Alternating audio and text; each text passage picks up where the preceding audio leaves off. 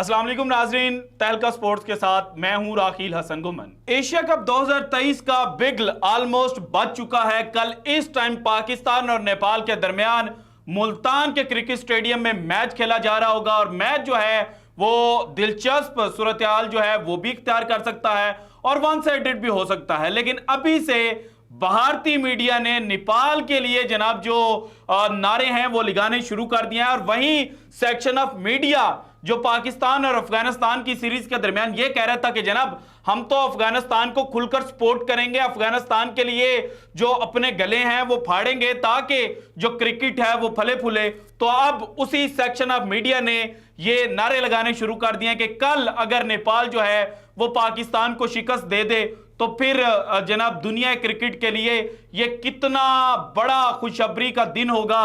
लेकिन एक जानिब जो भारतीय मीडिया है वो पाकिस्तान के हारने की दुआएं मांग रहा है, तो दूसरी जानिब भारत की एक जनाब जो एस्ट्रोलॉजिस्ट हैं जो जनाब सितारों का हाल जानकर और कार्ड्स के जरिए प्रेडिक्शन करती हैं, उन्होंने भारत के लाइव शो में बैठकर 2 सितंबर को लेकर जो पाकिस्तान और भारत का मैच होना है उसके हवाले से एक प्रेडिक्शन की है। और भारतीय मीडिया जनाब इस वक्त जो है वो रोना धोना शुरू कर चुका है और 1 अरब 40 करोड़ भारतीय जो है उनके दिल जनाब उस खातून ने तोड़ कर रख दिए। सो आज की वीडियो में मैंने आपको भारतीय मीडिया का लाइव शो का वो क्लिप दिखाना है कि जिसमें जो भारतीय एंकर है वो ये सोच रहा था कि चूंकि ये प्रोग्राम जो है वो लाइव चल रहा है और हमने इनको इनवाइट किया हुआ है तो ये जो खातून है ये हमारे हक में भारत के लिए प्रेडिक्शन करेंगी।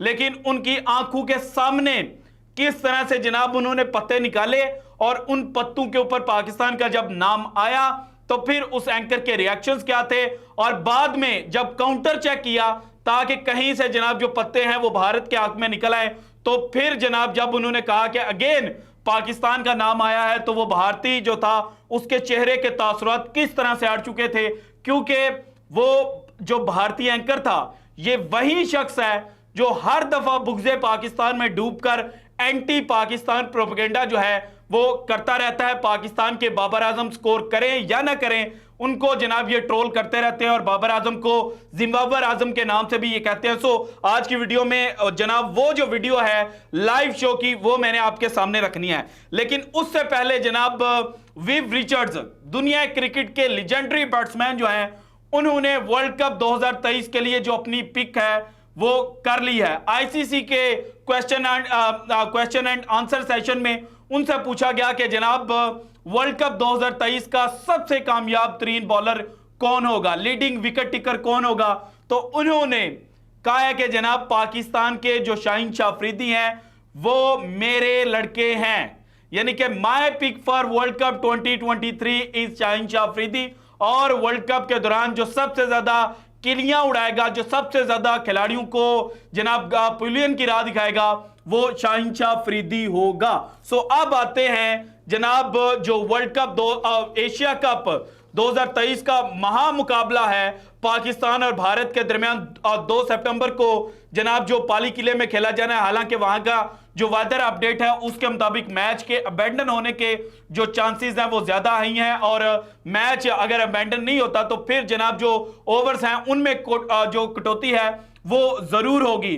तो जनाब भारत का जो एक सेक्शन ऑफ मीडिया है वो मुतवातर एक ही बात कर रहा है कि जनाब हम तो पाकिस्तान को ठोकेंगे, हम तो पाकिस्तान को जनाब खड़ा भी नहीं अपने सामने होंगे। और यूं जनाब यूं यूं यूं जिस तरह हाथों से रेत फिसलती है ना इस तरह पाकिस्तान की जो बैटिंग है वो कोलैप्स होगी। पाकिस्तान के बॉलर्स को जनाब इसी तरह से जो भारत के विराट कोहली हैं, रोहित शर्मा है, शुभमन गिल जो हैं वो मारेंगे। लेकिन हकीकत जो है वो जो ऑन पेपर चीजें नजर आती हैं उससे बड़ी डिफरेंट है। भारत के पास बड़े बड़े नाम हैं लेकिन जनाब एक बात की जाती है कि ऊंची दुकान फीका पकवान, यही सूरत हाल इस वक्त भारतीय क्रिकेट टीम की है। क्योंकि भारत की टीम में विराट कोहली नो डाउट जनाब बेहतरीन बैट्समैन है, बेहतरीन सिचुएशन को रीड करने वाले प्लेयर हैं। रोहित शर्मा जिस दिन चल गए जनाब उनके सामने चाहे जितनी मर्जी मजबूत बॉलिंग लाइनअप हो, तो वो घुटने नहीं जनाब उनको टेकने देते, और जनाब जो पुल शॉट है वो उनकी बड़ी बेहतरीन है।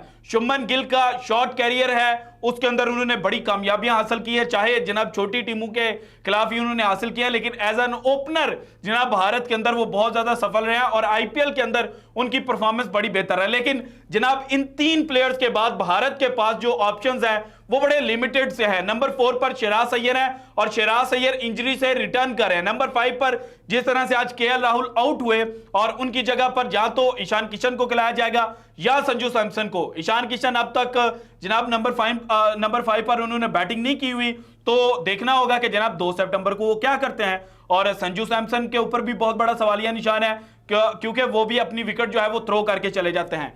इसके बाद जनाब नंबर 6 पर आए तो हार्दिक पांड्या के पास एबिलिटी है, लेकिन लास्ट जो 6 से 8 मंथ्स हैं उनके अंदर ये एबिलिटी जो उनके अंदर है तो जरूर, लेकिन ये नजर नहीं आ रही। उसके बाद रविंद्र जडेजा आ रहे हैं, वो भी जनाब अपनी जो परफॉर्मेंस है उससे इतना ज्यादा जनाब जो शायकीन है उनको खुश नहीं कर पा रहे। उसके बाद नंबर 8 पर जनाब अगर देखा जाए, या नंबर 7 पर अगर देखा जाए, तो आते हैं जनाब ठाकुर और अक्षर पटेल। और ठाकुर और अक्षर पटेल की जो बात है, यानी कि या ठाकुर खेलेंगे या अक्षर पटेल खेलेंगे। अक्षर पटेल पाकिस्तान के खिलाफ T20 वर्ल्ड कप में खेल चुके हैं। इफ्तिखार अहमद ने जनाब उनको जो छक्के थे वो लगाए थे।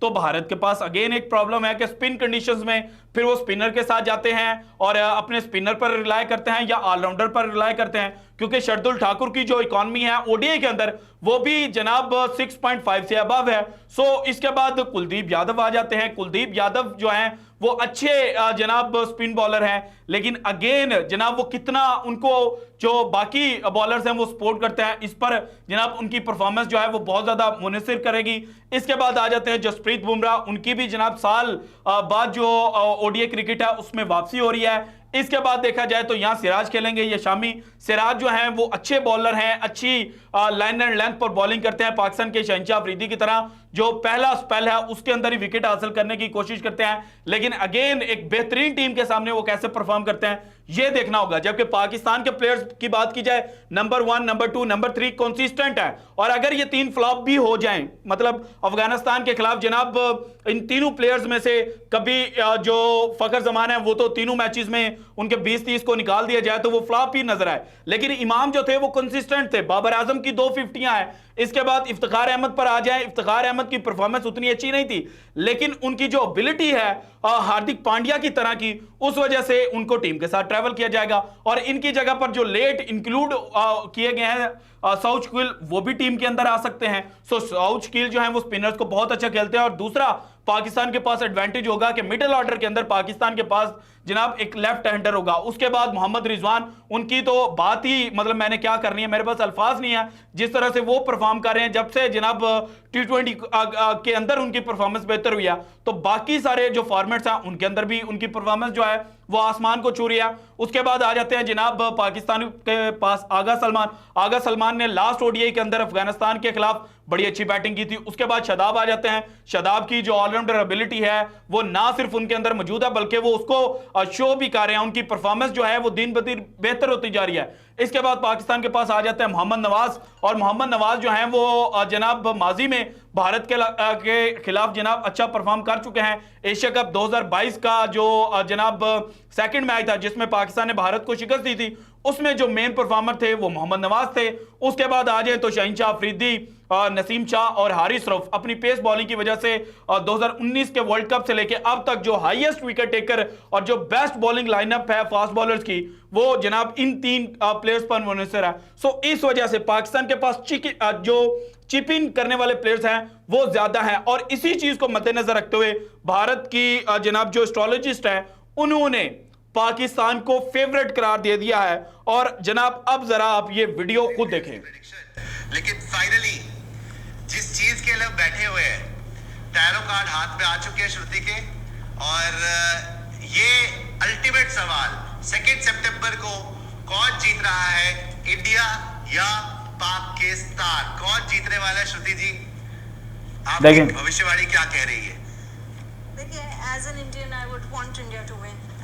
कांटे की टक्कर तो हम सभी कहते हैं कि होगी, और लगता भी है कि it's going to be a very very stringent match. जो मैंने फर्स्ट कार्ड्स निकाले थे वो व्हील ऑफ फॉर्च्यून इंडिया का था, यानी कि बदलाव, यानी कि ग्रेट स्कोर, यानी किस्मत साथ दे रही है। और द सन आया इंडिया के लिए, which is name fame success and everything. And for Pakistan if I see king of pentacles, the score will be good. As far as in terms of winning, partnerships in Pakistan will be stronger and good luck to both the teams. चलिए, मतलब कि यहाँ पर श्रुति के हिसाब से I think थोड़ा सा ये बोल रही है, अगर घुमा फिरा के बोलूं या ओवरऑल को बोलूं, इन्होंने बोला partnerships will be better in Pakistan, और ये भी इन्होंने बोला कि उनका स्कोर भी हाई रहेगा। इंडिया के लिए भी फाइट है, टक्कर का मुकाबला, लेकिन आप एडवांटेज थोड़ी सी यहाँ पाकिस्तान को दे रही है 2 सितंबर में, लग रहा है आपको?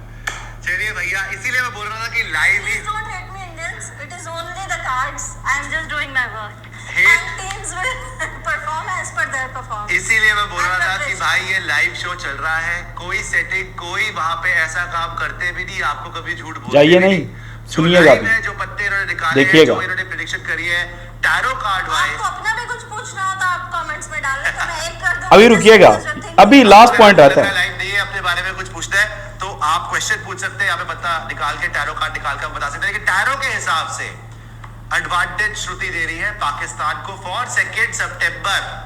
फॉर 2 सितंबर advantage is going to Pakistan, what she is thinking. अभी भी आपको ये लग रहा है? अभी भी वही आया। अभी भी वही आया, अभी भी वही आया, अभी भी वही आया, और अभी भी वही से मुराद ये है कि जनाब पाकिस्तान की टीम जो है वो इस वक्त सितारों के हाल के मुताबिक देखा जाए तो फेवरेट है।